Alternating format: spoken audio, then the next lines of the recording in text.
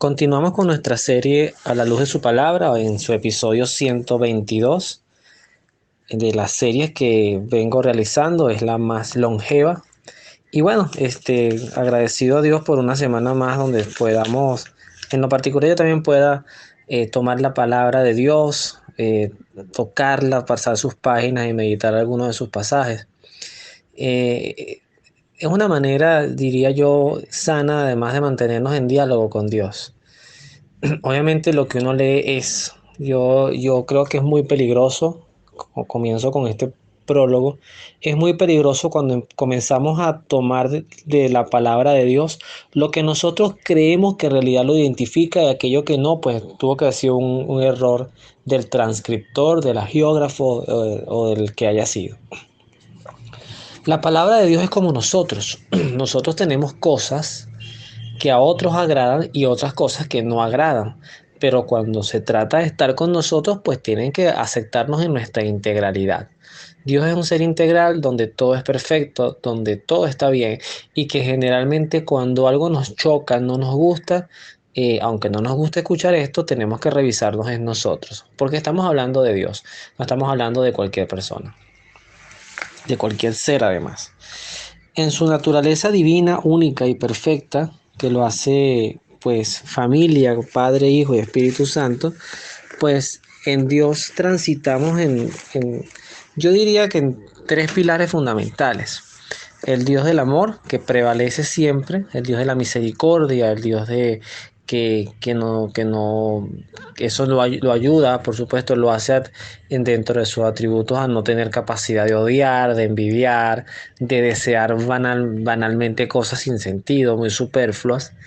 El Dios del perdón, ese Dios que más allá de las cosas que hayamos hecho, pues ciertamente siempre si nota en nosotros una capacidad de arrepentimiento sincera, pues nos va a perdonar y nos va a abrazar, como lo demuestra además en el pasaje del Hijo Pródigo, una forma de perdonar del Padre muy rápida, poco burocrática y sencillamente centrado en la intención del Hijo.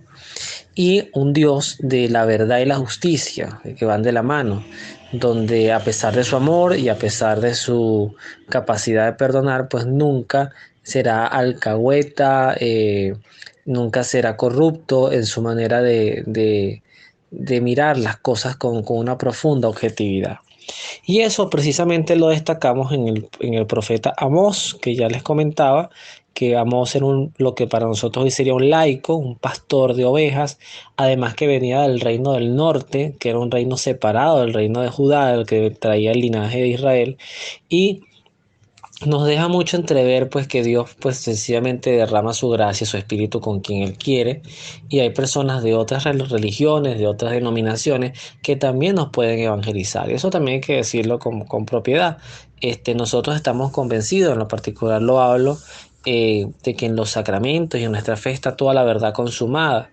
Pero más allá de los tesoros que tiene nuestra fe, también tenemos que reconocer que muchas veces en otras denominaciones cristianas no católicas se llega a vivir el tema de la fe, quizás complementando lo que desde nuestra propia vitrina no hacemos, la identidad, la cercanía, la interioridad. Hay otros que por supuesto también caminan, nadan en hipocresías, en puras apariencias, pero al final tenemos que siempre mirar desde la iglesia, pues que somos, que somos peregrinos y que como tales vamos caminando hacia un destino común, que es la eternidad, que no es lo mismo decir que la salvación. Todos vamos hacia la eternidad, todos somos seres eternos. El problema está en dónde va a radicar, o la pregunta sería dónde va a radicar nuestra eternidad. Y para eso, el tema de hoy es muy importante porque Dios justamente nos invita y a través del profeta Amós a tener mucho cuidado, mucho, pero mucho cuidado con el tema de los falsos profetas.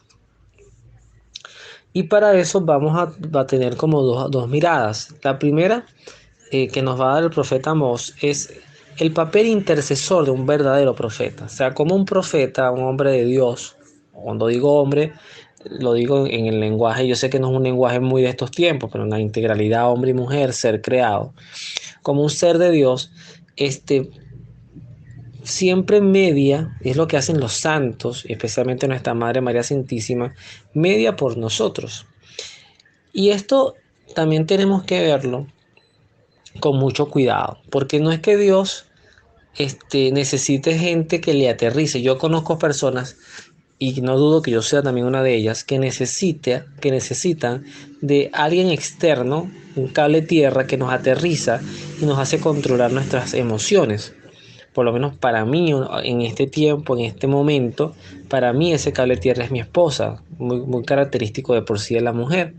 Eh, Ella me puede ver a mí airado o molesto y espera prudentemente, ha aprendido eso, ha aprendido a esperar y luego se me acerca y, por ejemplo, cuando es algo de mi hijo o es algo de la escuela, ella media, intercede y calma. El profeta, dentro de sus atributos que también, por supuesto, acusa, denuncia y predica, habla y las cosas como son por el camino del medio, también tiene esta habilidad de mediar. Y Dios aprovecha estas mediaciones, no porque dice algo que, bueno, gracias a ti, yo que soy Dios no vi lo que tú me estás mostrando, sino que a través de esas mediaciones y consintiendo esas mediaciones bien argumentadas, le da un protagonismo también al ser humano para ser corresponsable de la salvación de otros, de que la misericordia también obre a través de otros. Es un Dios que trabaja en expansión, es un Dios que además se diluye en el amor. Entonces todos los que amamos, pues a veces no siempre las personas ven a Dios, pero en ese amor implícitamente también está Dios, inclusive en ateos, en agnósticos, en gente que sencillamente le resbala si existe un Dios o no. ¿Qué nos dice el profeta Amós? Esto dice en capítulo 7, habla de las 5 visiones. Y yo le diría como 5 intercesiones. Fíjense el papel de Dios y el papel del profeta. Esto fue lo que me mostró el Señor Yahvé cuando estaba brotando de nuevo el pasto después del corte para el rey. Él estaba fabricando langostas. Al ver cómo peleaban los campos, intervine y dije: por favor, Señor Yahvé, perdona pues, ¿qué será de Jacob que es tan pequeño? Yahvé, esta palabra es importante. Yahvé se arrepintió y me dijo: esto no va a pasar. Enseguida, el Señor me mostró otra cosa. El Señor llamaba al fuego para que se secaran los manantiales y marchitara los campos. Entonces exclamé: por favor, detente, Señor Yahvé, pues ¿cómo se salvará Jacob que es tan pequeño? Y Yahvé se arrepintió, manifestando que no pasaría nada. Por tercera vez el Señor me mostró otro espectáculo.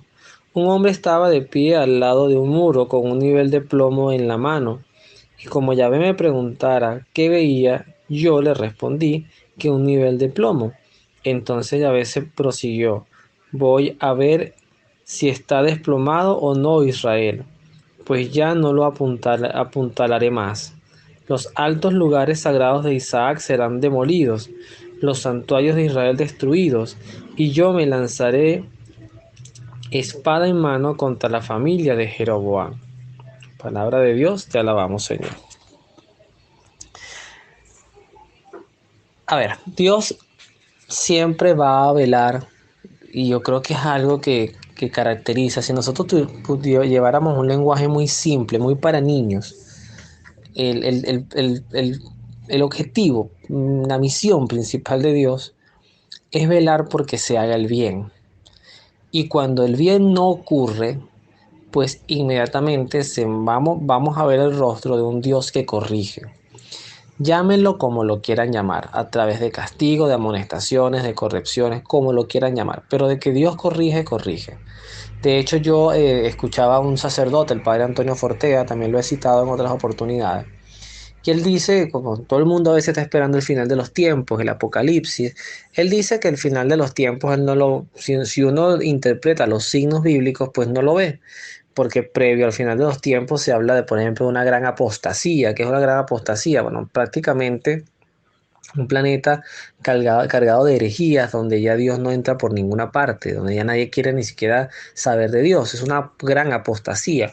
También se habla de la persecución a los mártires, o sea, va a haber una persecución a la iglesia muy violenta. Se habla de la figura del anticristo, que es una persona que no es que sea el hijo del demonio, pero es una persona que ciertamente va a dirigir una buena parte de las decisiones del planeta. Yo creo que ya hay signos de que el planeta está muy alejado de Dios, la sociedad. Pero él dice que esos signos todavía no los ve. Pero sí puede haber, dice él, sí puede haber, cuando hay un mal muy creciente, puede haber una purga. De esto también habla, por ejemplo, algunas apariciones marianas que no están todavía reconocidas, como Garabandal, y la otra que es Meyugore, que también hablan de esto, de un dios, inclusive Fátima, que es una aparición reconocida, hablaba de que la copa ya estaba desbordada, que el brazo de Dios estaba muy pesado, que ella ya no lo podía sostener más y que iba a venir, pues, por ejemplo, uno de los castigos para el mundo o de las consecuencias de lo que ocurrió luego durante la Primera Guerra Mundial fue la Segunda Guerra Mundial y la expansión del comunismo, y eso lo advirtió María. Entonces, no perdamos de vista a un Dios que siempre está al pendiente de que el mundo no caiga en un desvío, sobre todo pensando en los más pequeños. ¿Sí? El tiempo de la purga puede ser en cualquier momento, y eso hay que también bendecirlo y abrazarlo, porque eso es voluntad de Dios, y Dios no se detiene en el sufrimiento carnal. Eso también es un pensamiento quizás muy elevado, no porque yo lo tenga, porque a uno le cuesta entender esto, pero Dios no se detiene en los temas carnales. Ay, que me duele una pierna, que me duele un brazo, que murió de tal forma, sino que Dios, lo primario es salvar el alma, que es lo eterno y que es lo que nos es desconocido, pero que vamos encaminados hacia allá. Entonces vemos un profeta que intercede, que clama a Dios misericordia, que pide tiempo, que pide que los castigos no lleguen. Esto también lo vemos, por ejemplo, en el libro del Éxodo, en el profeta Abraham, cuando intercede por los habitantes de Sodoma y Gomorra. Que al final, pues el único bueno era su sobrino y esa ciudad fue destruida, nos narra el texto. Moisés también abogó muchas veces por el pueblo de Israel, un pueblo que constantemente se quejaba y además se apartaba y hasta quería volver a su pasado, y Moisés estaba ahí bregando con ellos y llevándolos. Entonces vemos las figuras de profetas que acompañan, que abogan por su pueblo, pero que también dejan a Dios ser Dios. Pues la frase del Dios que se arrepiente me gusta, porque el que se arrepiente generalmente es el que se equivoca. Pero no estamos hablando de un Dios que se equivoca, sino que da tiempo. Un Dios que le activan el botón de su misericordia, y como nos dirá pues el apóstol Santiago, la misericordia prela el juicio, o sea, le gana. La misericordia de Dios es infinita. Sin embargo, y aquí complemento con el Apocalipsis, hay algunas cosas que sí les debemos tener advertencia y cuidado. En el Apocalipsis, en el capítulo 13, es el que nos habla de la bestia, el falso profeta, y culmina con el símbolo de la bestia, que es el 666, que es el versículo 18 de ese capítulo 13. Pero no vamos a llegar a profundizar en esto. Vamos a centrarnos del versículo 11 al 16. Vamos a ver un poquito la mirada del mal representado en la bestia, puede ser el demonio, puede ser el infierno en sí misma, y vamos a ver surgir la figura de un falso profeta. Y esto es importante porque aquí sí tenemos que tener cuidado, mucho cuidado. Yo sé que a uno le han enseñado que uno tiene que respetar a los consagrados, a todos los sacerdotes, religiosas, monjas, especialmente porque son personas además que han renunciado mucho por Dios, aunque yo siento que más que renunciar han sido inteligentes, porque han apostado a lo que realmente vale la pena apostar en esta vida, que es a Dios de manera exclusiva. Si nosotros nos imaginamos un sacerdote o una monja que sufre, y sufre porque no se casó, y sufre porque no tuvo hijos, y sufre porque no dice riqueza, y sufre porque tanto talento, y en esta congregación pues no le paran a mi talento, a mis dones, no estamos quizás bien enfocados. Sino que hay que quizás ver la mirada de este consagrado, que es un embajador del cielo y que tiene pues como misión llevar a otros, pastorear a feligresías al rebaño de Dios. Pero hay que decirlo, y lo digo en el prólogo de este episodio 122, que ahorita hay consagrados, hombres, mujeres, catequistas, laicos, que están muy mal formados, que han mundanizado mucho su discurso y que han pisoteado el trabajo de pureza, por ejemplo, que predica la iglesia, el trabajo de la identidad sexual, que también viene desde bíblicamente bien fundamentado, pero además con el catecismo y con la inspiración del Espíritu Santo, pues también que busca más allá de crear barreras, es educar al ser humano y cuidarlo para evitar que caiga en abismos lujuriosos, abismos de perdición, abismos sin sentido. También vemos la relativización, por ejemplo, el tema sacramental, donde mucha gente comulga y muchos sacerdotes, y eso sí lo sé y lo digo con respeto, han amparado esto, le han recomendado a personas comulgar en otras iglesias si están separados, vueltos a casar. Inclusive le llegaron a decir a una, yo recuerdo, una mujer que estaba, hago la anécdota, ¿no? Porque no me quiero centrar en esto, pero una mujer, o sea, no estaba divorciada, pero ella se juntó con un hombre divorciado. Entonces ella decía, yo puedo comulgar porque el divorciado es él, o sea, no yo, pero eso no es así, porque el adulterio que está cometiendo él en su primer matrimonio, lo está haciendo, o en su único matrimonio sacramental, lo está haciendo con ella. Y esto lo aclara, por ejemplo, el pasaje de la mujer adúltera en Juan 8:1, cuando dice la mujer adúltera, no decía si era ella la que estaba casada o el hombre con el que estaba. Sencillamente estabas cometiendo adulterio, fornicación, lujuria, como lo quieras ver, con una persona con la cual tú no tienes ningún vínculo sacramental. Entonces, estas cosas, si no se aclaran, si tú no tienes un predicador, que sí los hay, yo me quedo maravillado y a veces uno se cuestiona, porque yo, por ejemplo, a veces disfruto muy buenas homilías en YouTube, en misas que ya tengo más bien enfocado. Hay unos franciscanos del padre, si no me equivoco, Santiago Martín. Él es o Marín, creo que es Martín o Marín, pero el padre que él es franciscano y tiene una orden muy bonita. Además, estos sacerdotes que lo acompañan tienen un canal de YouTube. Ese canal no sé si se llama el Magnificat o fue el que le cerraron, porque YouTube también a nosotros nos persigue. Eh, y están también, bueno, hay otro que es un canal colombiano, tiene muy buenos predicadores. Entonces a veces tú te consigues unas homilías muy teológicas en YouTube, pero cuando vas a tus parroquias, las que sea, no identifico ninguna, no te consigues esa profundidad porque es otra cosa, pero entonces tú también te exiges la presencialidad, porque en la presencialidad pues puedes comulgar, puedes hacer comunidad con la iglesia. Entonces, ¿qué busca un falso profeta? ¿O qué busca directo o indirectamente? Vamos a ver la descripción que usa el texto. Vi luego la bestia que surgía de la tierra y tenía 2 cuernos de cordero, pero hablaba como un dragón. Esta segunda bestia estaba al servicio de la primera y dispone de todo su poder y autoridad. Hace que la tierra y todos sus habitantes adoren a la primera bestia, cuya herida mortal ha sido curada.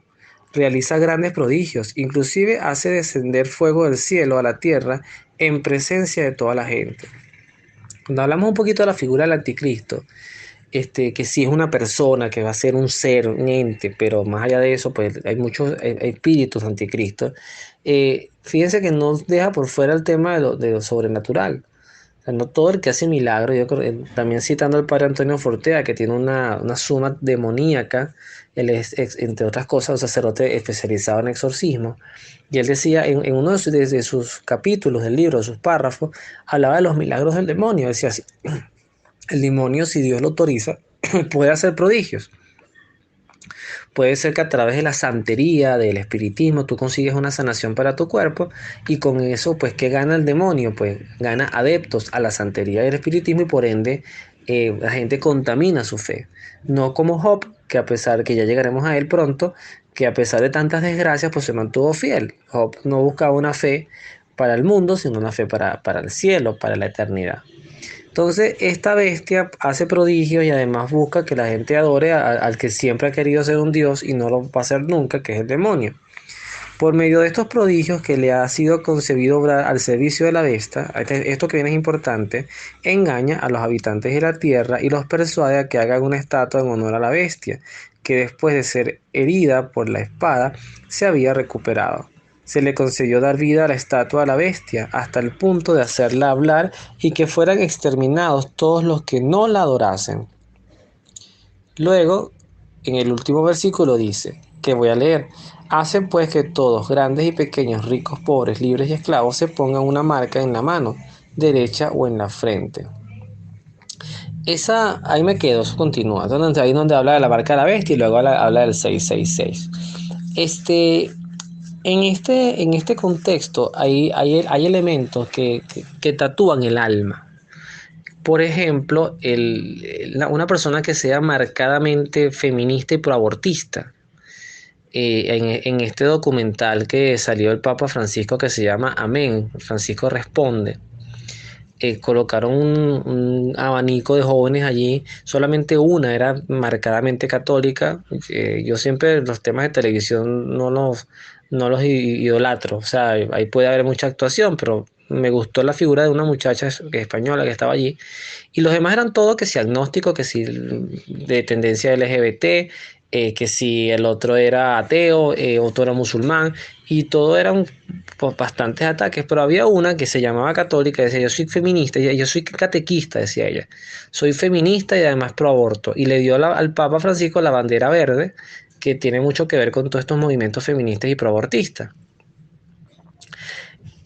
Esto en el contexto de la fe es grave, porque esa muchacha, que Dios la tenga misericordia de ella, trabaja con niños, trabaja con jóvenes.